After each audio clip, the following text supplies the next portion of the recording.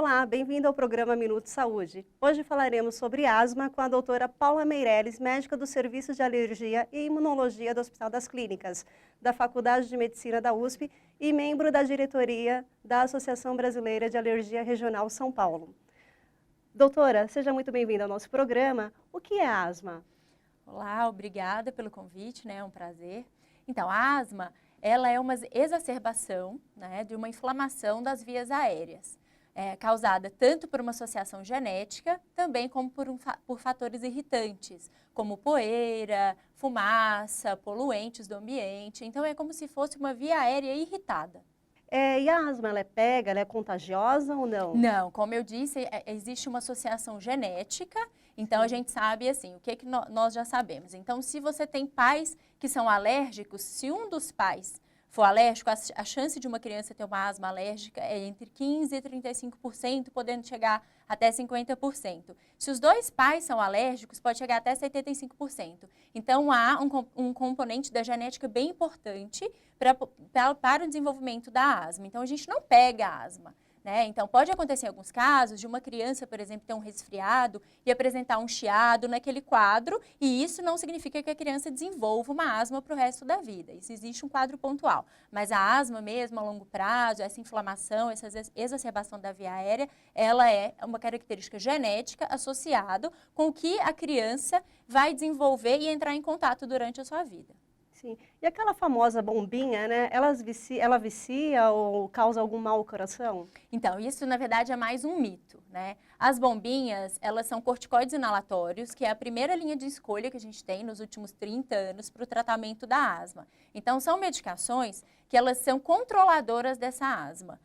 E elas, na verdade, não viciam, elas são necessárias para o tratamento e para o paciente conseguir ter uma vida adequada, isso, claro, dependendo do tipo de asma, qual medicação vai ser prescrita, mas elas não viciam. O que acontece, às vezes, é as pessoas usarem de maneira incorreta, usarem exacerbadamente e ter algum efeito colateral, como qualquer medicação que a gente usa sem ter uma prescrição e um acompanhamento. Então, tem esse mito, mas, na verdade, elas não viciam.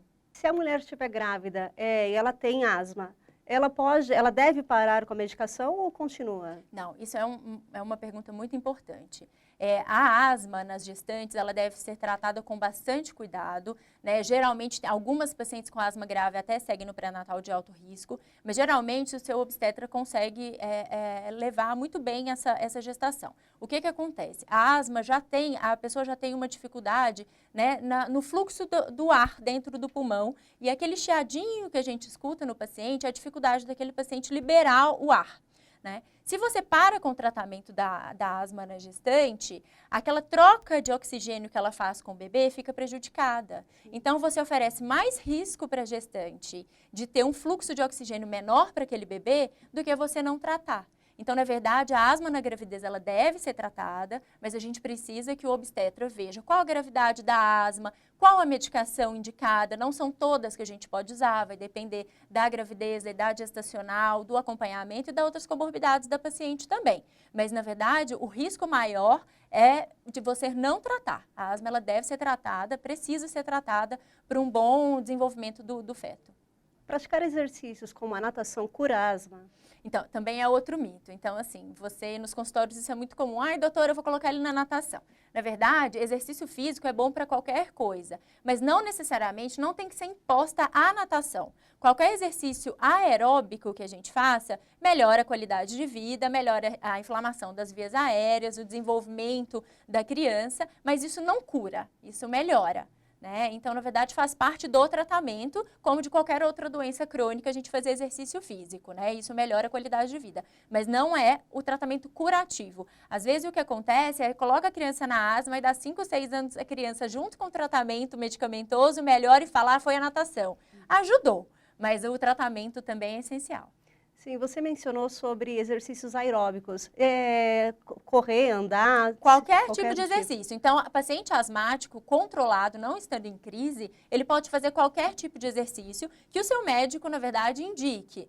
Então, sempre que a gente for fazer algum exercício a longo prazo, é legal a gente passar no médico antes para poder ver. Mas, na verdade, não tem contraindicação nenhum exercício, a não ser que sejam exercícios de um paciente que seja descontrolado, que aí sim, em crise, a gente pede para não fazer no no dia, justamente porque já está com falta de ar, e aí o exercício exige da pessoa, né, uma respiração diferenciada, mas tirando isso não tem problema nenhum. Sim. E o ar-condicionado faz mal para essas pessoas? Então, todo mundo tem essa sensação, né? Quem tem asma tem a sensação que entra no ambiente com ar-condicionado e piora, e geralmente os pacientes alérgicos também, né? Estima-se no Brasil que a gente tem 30% de pacientes alérgicos, né? E isso é muito comum. O que acontece? O problema não é o ar-condicionado. O problema é a manutenção desse ar-condicionado e a alteração de temperatura que esse ar-condicionado provoca. Então, o que é o ideal?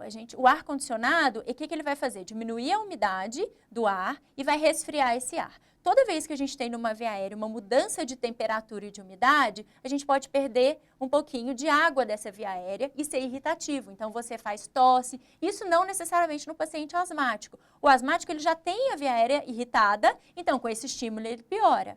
Então, o que a gente deve fazer com o ar-condicionado? O filtro do ar ele tem que ser limpo toda semana, né? E as tubulações a cada 2 meses. Então, a gente fazendo uma manutenção, aí sim pode ser usado e numa temperatura que não congele, né? Que não precisa deixar o quarto também com uma temperatura muito, muito baixa.